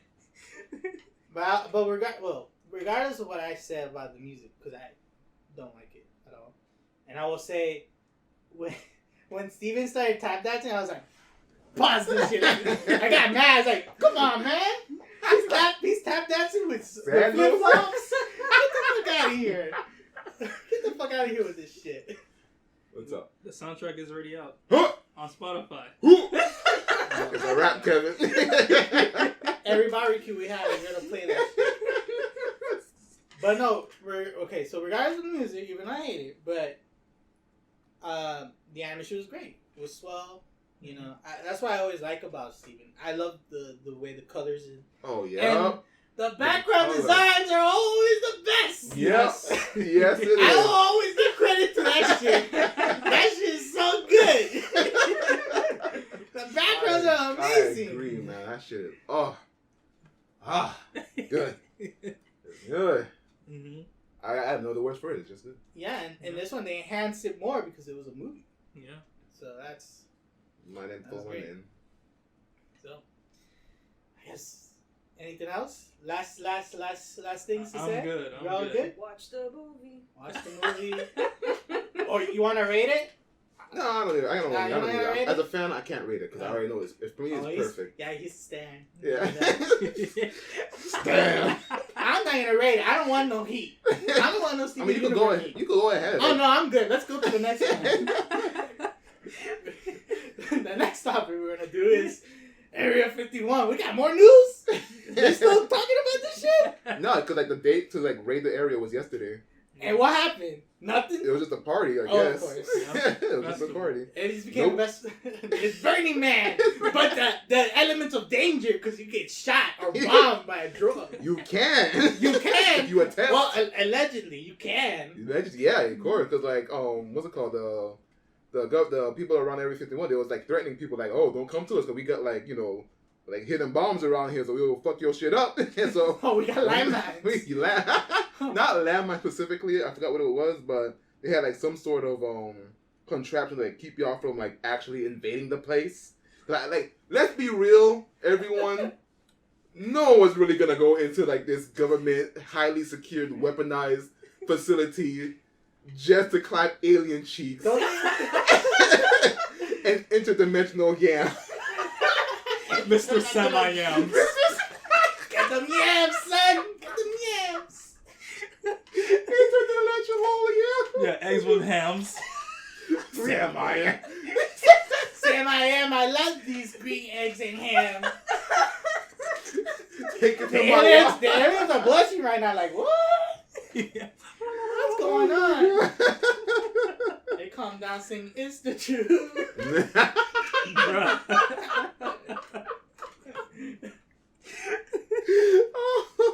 Oh man, Bruh, I was expecting people to come out with a list of like words that rhyme with orange. Son, all these other stuff. I was gonna fight it there. Bruh, man, I wanted to see Bad Cheeks from Halo. I wanted to see if they had the end of One Piece already there. They predict the future. They have all the mangas. Bruh. So you want to see the ending of One Piece? Oh bruh. shit, government knows everything. Because, man, let me tell you, Oda is killing me, bro. I need to know, alright? Well, they got Tupac in there. Bro, Tupac was hiding there the whole time. Was just chilling in there. Man, you know that album? He's like, all eyes on me. Hey, these enemies got me. Tupac was free Jumbo though. No one's gonna touch that boy. For your son Jumba. He is deep in there, bro. He ain't coming out. He comes out. It's a wrap for human race. That's it. He'll come out T-posing and everything. It'll be like the beginning of Jurassic Park. How they're getting the dinosaur in the cage. And then, oh shit! He's gonna be out saying, where's experiment 626? 626. Lamp. What do you mean? He is experiment 626. Oh! My cheeks hurts, bro. He's out there like Wolverine.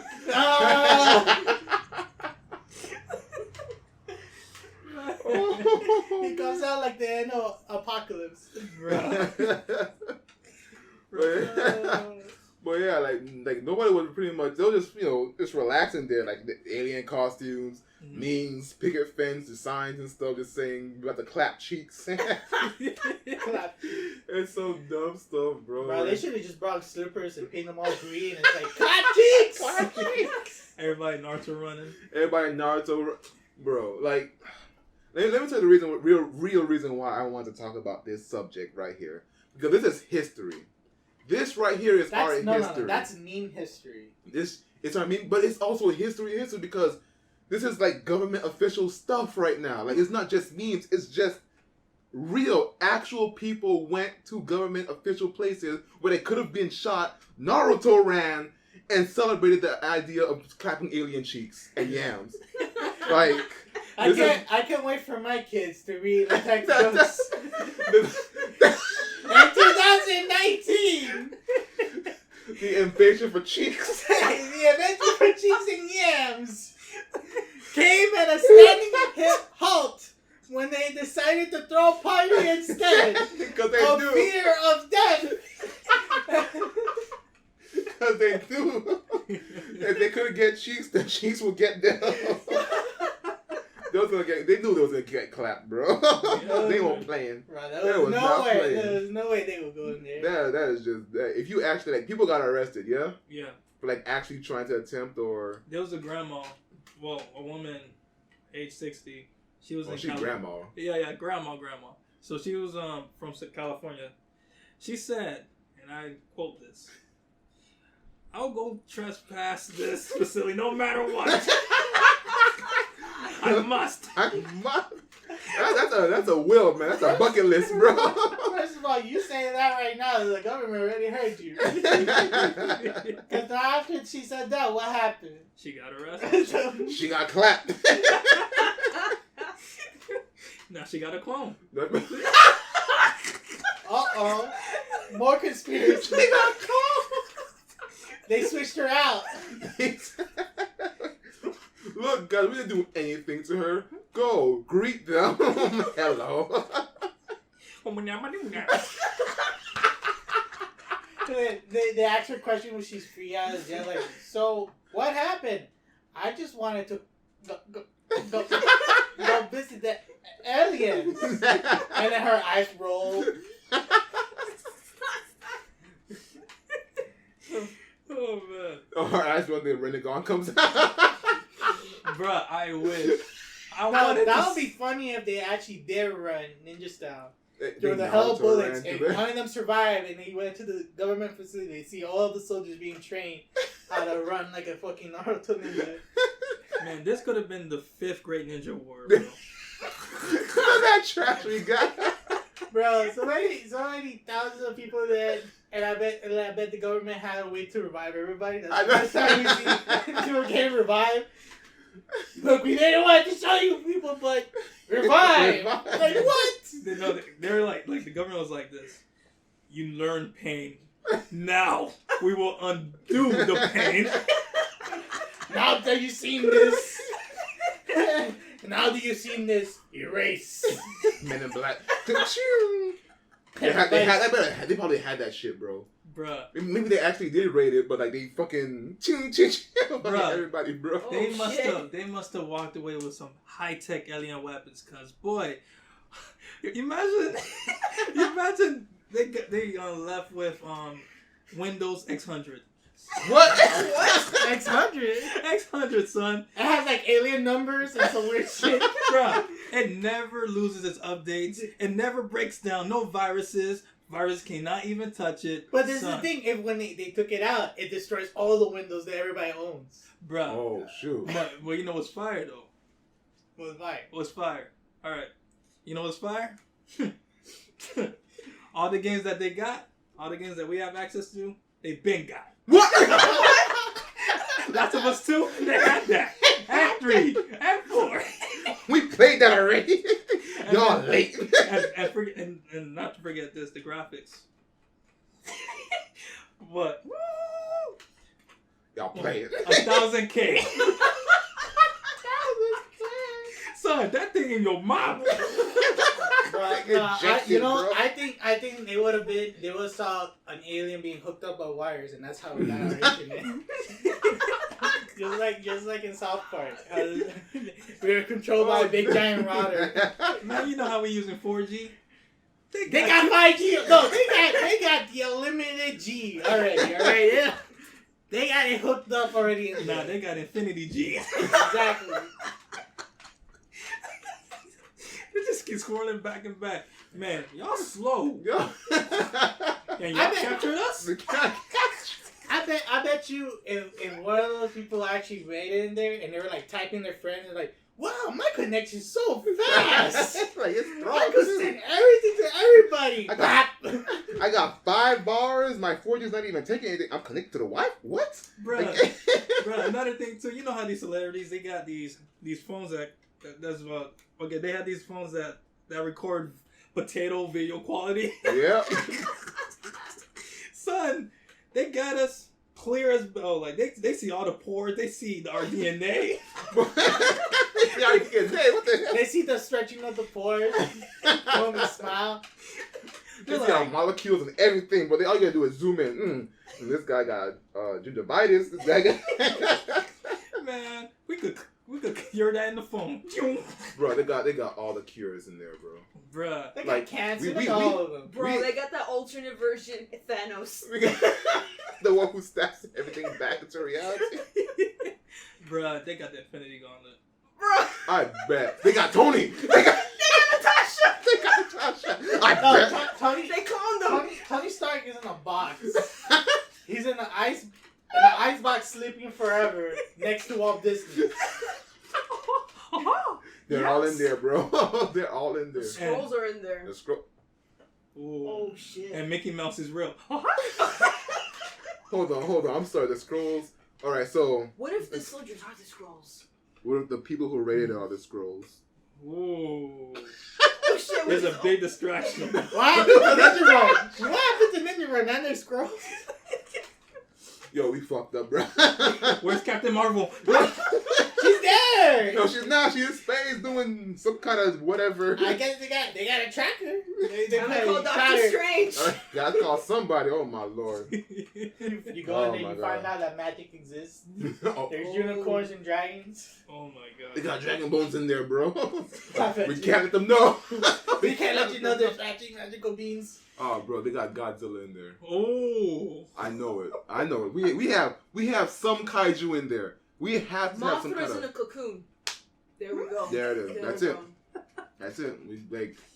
We like as much as we could like joke about all this stuff. We failed Area 51. Nobody Naruto ran fast enough, so nobody did. They weren't that Shinobi level yet. Yeah, they weren't Jonin. They weren't. That's right. They didn't believe it. Mm-hmm. They didn't believe it. They did not believe in their Nindo way. That's right. Not the Shinobi way. They didn't believe it at all. Nobody got the Sharingan. Nobody got the Byakugan. Nobody got nothing, bro. Nobody went stage mode. Nobody did some ninjutsu. Failed as ninjas. They were worse. They were the bullies that bully Naruto. That's what they were. Yeah. They didn't train hard enough. They didn't amount to nothing. They just end up dying as the background character. Yeah, and they just stayed there and partied.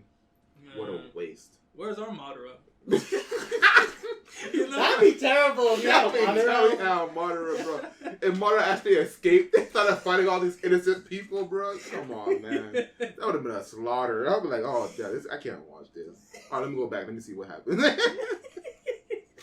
That is crazy. But yeah, after Area 51, man, they... Look, as long as we don't have that moon creature thing, moon goddess thing. Mm-hmm. Oh, yeah. We got Kaguya. That would be terrible. I'll be like, boo! Kaguya. Kaguya. That's the worst thing. Mm-hmm. But yeah, Area 51 is part of our histories now, guys. And in the future, it's going to be in textbooks or whatever futuristic books we got in the future, whatever. Yeah. When we get our kids and we talk back about what happened back in our day, like the crazy stuff, we'll be like, well, we raided Area 51. What's Area 51? Oh, that's where we met your mom. It's an alien. That's how I met your mom, the alien. Is that why I could do this? Oh my god. Yep. Yeah. We get his son. We capture You see, in 2019, 2019, we were not sure, so we rated it. But they failed. We ain't know, so we just went in. But now, in 2042, they free the aliens. But you want to know who ruined it? Because 6ix9ine snitched.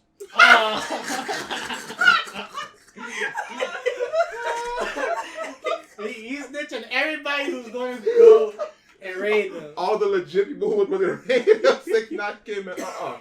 I ain't going to jail. It was him. Bruh. He was the one who snitched on me when I said my manager stink. My job stink, bruh. Come on, bruh. This man getting away with too much. Spilling all the beans. We gotta stop him first, y'all. Oh, man. It's like either that and that. That's the top memes of the night. Oh my god. Snitching on everybody. 6ix9ine snitching on people. Oh man, that was a good laugh. I liked it. Mm-hmm. Well, good. Yeah. Well, that concludes our episode. Yeah, it does. Yep. We're in the history books, yo. Be proud that we're in the sort of the dumb generation. Mm-hmm. Be proud that we did not partake in the Area 51 that others did for our sakes. You know. I mean, they failed to get the intergalactic Yams. They did. They did. They failed to get the yams. They did. They failed to clap cheeks. They did. But it was the effort. They actually went there. They ain't pussy out. The ones who went there, they ain't pussy out. Mm-hmm. So give them props. Yeah. And those who didn't get shot, More power to them. More power to more them. power to them. They could have got more power if they went to the facility. It's like, I guess we can. You could have walked out with a nice ray gun or something. Little flying car. Could have walked out with a Krabby Patty secret formula. Like, nope. Could have walked away with a Dante gun. But no, man, you know, whatever. You missed your chance. You failed. Could have been Mysterio in there for all we know. Could have done all the above, but nah. Yeah. You know it's there. They ain't make these movies for nothing. They're all there. Bro, they could have walked away with a JoJo stand. They got the arrow right there. The arrow was right there. Like anybody could have one. Anyone, bro. Anyone could have Failure. One. Absolute failure. But it was a history. History in the making. So we're proud of it. History is made. This is sort of our moon landing. A moon landing? That's sad. That's really sad. It really is. Between that and 6ix9ine telling on people, that's our moon landing? Damn, the human race has gone down. We as a people have gone down. Man down. Man down. Man. Oh boy. 6ix9ine snitched on me going to work late. He playing too much. He's playing too much, bro. Oh, these memes Playing never. too much. They never fail, bro. Yeah. Yeah, that's episode 27. 27. Woo. Good job. Yeah. Doing good. Mm-hmm. How we feeling, y'all? Did great. Good. Good that this has been a year since we've been making this. Mm-hmm. Still going strong. Yeah, we're getting better and better, improving. We are. This is the best one so far. This is the funniest one. I enjoy this one. Oh, boy. Yeah. Yeah. And I hope you guys look forward to next week because I got a little special. Well, not next year, but the 28th of September, I got a little special something for y'all. Hope you guys like it for our anniversary. And some new content. And some we're new content. We're finally doing something. So yeah, It's been new hard. content period. It's been So hard. I mean, it's been taking a while since we've been like having our jobs and all that stuff. We've been doing our own separate thing. We barely have time to like come together and do everything. So like we're just finding out the schedules and all that stuff. We made time, so yeah. I think going forward we'll have a little bit more to offer to the 6Frames YouTube channel. Mm-hmm. So look forward to that. Subscribe, ring the bell. Growth. Some actual growth. Some growth. It's like Steven. Who knows? Oh, 6Frame might have a neck. Oh shit! Looking Are like we a gonna giraffe. sing a chainsaw? No! we're gonna have musicals, y'all. Hey. Oh, no! Yeah, we're gonna make a change. Will happen. Happening. After that, Kevin has not been seen. He just vanished. He's like, I'm done. Alright, that's it for us, boys. Bye. Bye. Take care. See you next episode. Sup guys, Lamp here. Thank you for listening to SiXFramesPodcast. If you like what you heard, consider subscribing to our YouTube channel at SiXFramesPodcast. Don't forget to click the bell for notifications. If you want to talk directly to us, feel free to email us at SiXFramepodcast@gmail.com. That's SiXFramepodcast@gmail.com. You can find us on Podbean and Apple Podcasts. Don't forget to subscribe and rate. You can also follow our artsy asses on our social media platforms, Instagram, Twitter, and Facebook. Take care and stay wild.